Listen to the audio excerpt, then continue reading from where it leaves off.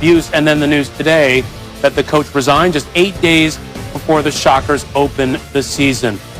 Good now to be joined by Jay Billis. I want to start talking about Greg Marshall. He was extremely successful at Wichita State. The accusations brought up against him, though, were shocking. What was your reaction to Marshall stepping down? Well, not a surprise given what has been reported in the case. I mean, I've known Greg Marshall for a lot of years. He was the head coach at Winthrop in South Carolina, not far from where I live in Charlotte, North Carolina. And so I've known him to be certainly a very passionate coach and one who has crossed the line with his temper from time to time, but didn't know the extent of this. So first and foremost, it's profoundly sad for the players and staff that had to deal with this unacceptable behavior. But it's also profoundly sad for a career as bright as Greg Marshall's to be thrown away essentially over his behavior. And it should be a lesson to younger coaches that the way things that were acceptable years ago, maybe the way you and I were coached, they're not acceptable now. They weren't acceptable then, but were accepted. They are not acceptable now.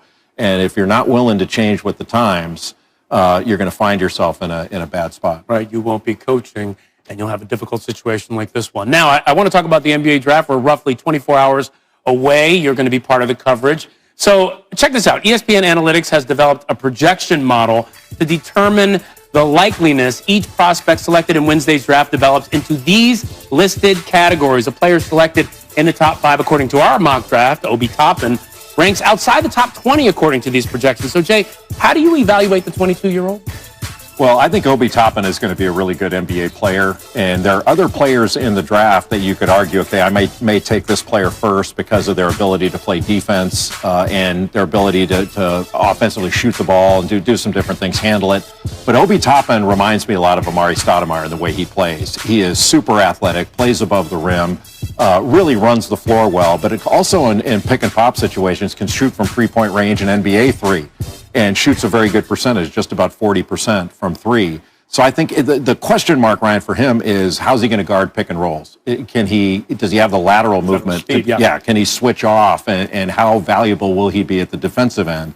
But I really think the Stoudemire comparison is a good one for him, except earlier on, he shoots the ball better than Stoudemire did. Wow, any team would give anything to have an Amari Stoudemire on their team right now, especially at the top of the draft. We're looking forward to seeing you as a part of the NBA draft coverage tomorrow starting 7:30 Eastern on ESPN. Thanks, Jay. Thank you.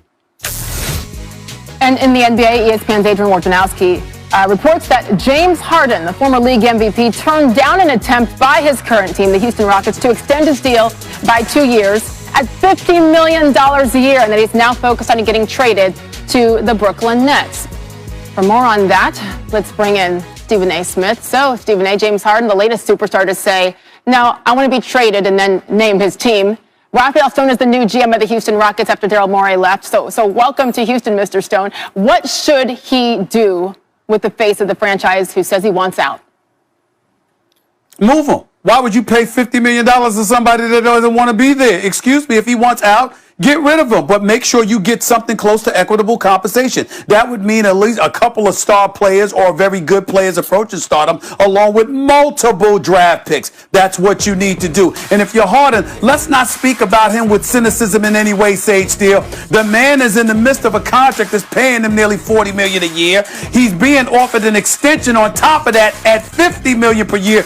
2 years, an additional $103 million, and said to hell with the money while living in a state where you don't get to pay state income taxes. That would be the state of Texas. Okay, the man said, no, I don't want the money. So if ever there was a moment when a guy said, I'm tired of coming up short, that I want the chip, I want a legitimate shot at a championship, he's clearly making that statement by taking the position that he's taking. Let's applaud James Harden for caring that much and not going for the money, because I can give you a whole bunch of names that would have said to hell with that.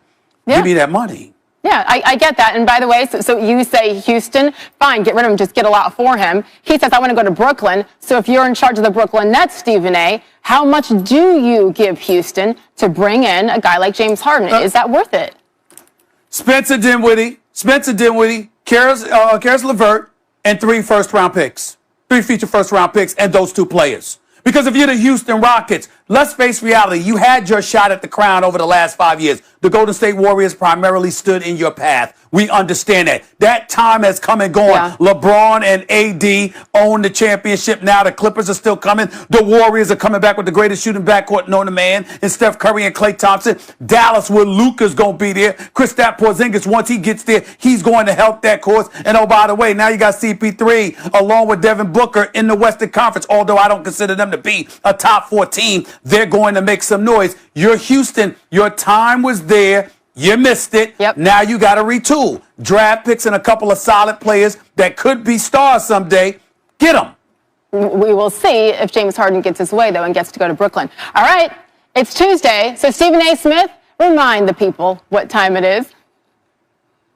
Oh, you know what time it is. I Is just my can't man say Ryan it. there with you doing that great job that he's doing? Is he there too? Thank you, Oh, sir. no, you did it. That's what time it is. That's what the time is for. Oh, no, you didn't. I got my top 5 list for this week. Let's go to number 5 on the list, please. Oh, no, you didn't. Look at Ronald Jones, the running back for the Tampa Bay Buccaneers, averaging about 5 yards a carry this season. This would be a reason why, from the 2-yard line, he scampers. He's huffing and puffing like Pastor Spears, also known as Swagoo, also known as my man Marcus Spears, scampering down the sidelines, looking up at the scoreboard, being smart enough not to look back at the defender, looking straight ahead at that scoreboard while he continues trucking along and high-stepping. Oh, no, you did it, Ronald Jones. Do that to the Carolina Panthers. Oh, no, you did it. Let's go to number 4 on the list, please. You know where I'm going. It's the Masters, the reigning champion with the green jacket. Tiger Woods had 5 going for 6. What happens here? The 12th hole,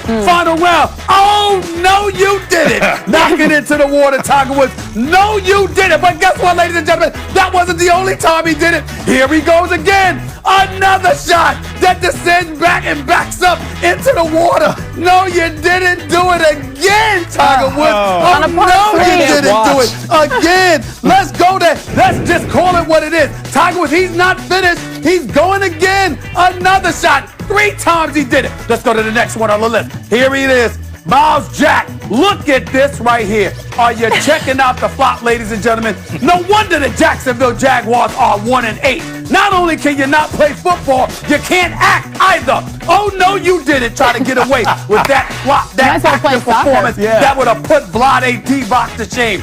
Miles Jack, go to Vlade Divac and get some lessons, please. At least he didn't get caught. How obvious that was. No, you didn't do that, Miles Jack. Don't know you didn't. Let's go to number 2 on the list. Keelan Cole, another member of the Jacksonville Jaguars. They're 1-8 on the season. Okay, not only are they 1-8 on the season, but they're 12-29 over the last 2.5 seasons. This ain't a reason why. Look at this brother Keelan Cole right here. Scampering down the side. Look at that move he put on that punter. Oh, no, you didn't try to make a tackle, you punter. Oh, no, you didn't. I'm going to spare you for your name. Stay off the field, kick the ball, and move the hell out the way. You got no business trying to tackle anybody. No, you didn't get schooled like that, my brother. Oh, no, you didn't. Keelan Cole, way to go, my man. Last but not least, number 1 on the list. Y'all know the play. Look at this man right here, Kyler Murray. Juke defenders.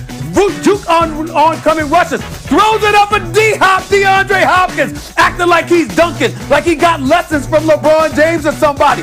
Goes up over not 1, not 2, but 3 different dudes. Boxed out Mekhi Hyde in the process, along with 2 other defenders coming his way. Jumped over all 3 of them and snatched in the game-winning touchdown with 2 seconds left on the clock. Oh, no, you didn't. DeAndre Hopkins put on a show like that, like you playing basketball. Oh, no, you didn't. Stephen A. That's my list. I'm for so this week. proud of you. Ryan, a week ago, he was talking about the Chargers coach that had the shorts, the dirty shorts around for a mask, and he said, I don't think they were clean shorts. So I'm proud of you for keeping it clean. Well, they weren't clean shorts. How do you They know? probably weren't clean shorts. He's gonna excuse me. If you put shorts around your mouth, you're gonna